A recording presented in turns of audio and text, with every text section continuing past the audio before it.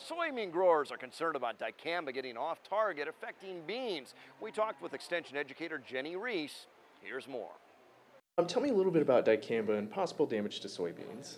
So we are starting to see some damage to soybeans from off-target dicamba movement again in the area that I serve in south central Nebraska. And so that damage typically looks like these leaves start being cupped up and you start seeing the white margins along the leaves, and then as new nodes are coming up out of that soybean plant, they're more tightly cupped, and sometimes the field can have kind of a whitish gray appearance to it. So I actually put together a video on my blog site, and what it does is it walks through how to determine the timing of when that damage occurs. And so basically what I do is I just start counting nodes. I count all the nodes on the plant up to where the topmost trifoliate is completely unfurled, so where those two leaves are no longer touching. I wish I had a plant with me to show you. And then I also count how many nodes it takes to get up to the first damage that you see. Usually that first damage is just going to be a shoestringing appearance at the edge of the leaf, because what dicamba does is it works on it basically affects cell division within that plant. So any leaves that were already exposed aren't going to show symptoms. You're going to see it maybe 7 to 14 days later.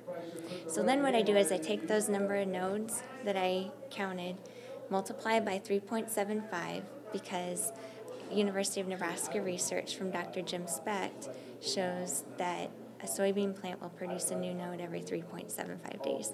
And so that gives a ballpark for a timing when you look at the calendar then for how many days is that plant old today, and then how many, if you count back to looking at all the nodes on the plant, gives you an idea when the plant emerged.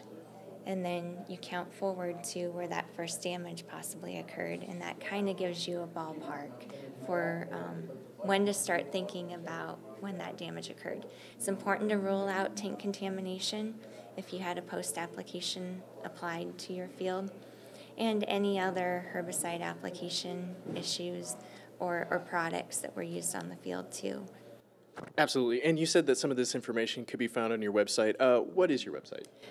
My blog site is genresources.com. So it's spelled JenReesources.com. Awesome. Thank you so much, Jen. Thank you. Certainly, dicamba is an important tool in the fight against those herbicide-resistant weeds, the subject of our most recent poll question.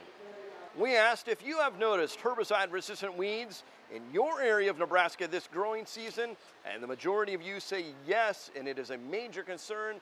Some of you saying it's a minor concern, only a handful saying it's not a problem.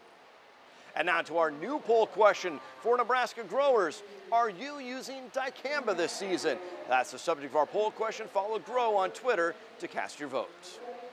After years of skyrocketing land values here in Nebraska, they are now down for the 4th year in a row. That's according to a new survey by the university done by the Department of Agricultural Economics. It shows the statewide value dropped 4% to about $2,200 an acre. It is an 18% reduction since land values peaked in 2014. A small family seed company is under fire from the Public Service Commission. NTV's Valerie Juarez explains the situation. Well, we're not going to argue that we were buying and selling grain, and we apologize for that. We just want to make amends and make things right with everybody. It all unfolded this past February when the Nebraska Public Service Commission had to do a soybean audit. Purposes of doing the soybean checkoff audit. And the soybean checkoff audit is, we have a contractual arrangement with the Nebraska Soybean Board, and we have a need on our part to do one soybean checkoff audit in a 2-year span for their needs. And so Robert's seed is on that list.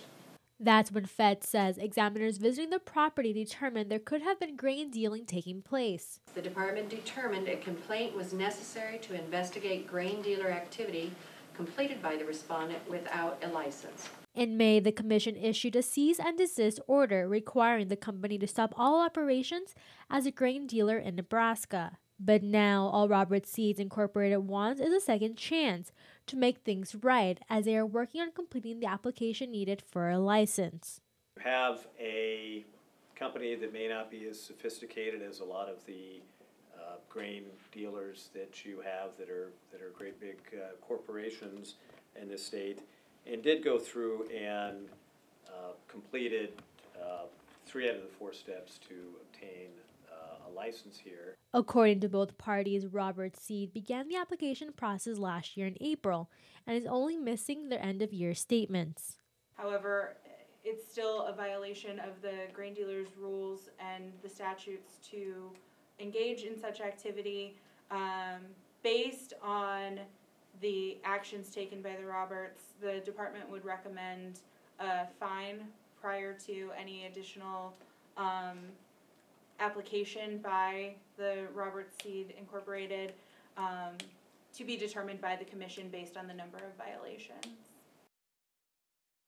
More rain or back to a dry pattern? Weather is up next, and then we check out the Maine and Key Junior Nationals in Grand Island.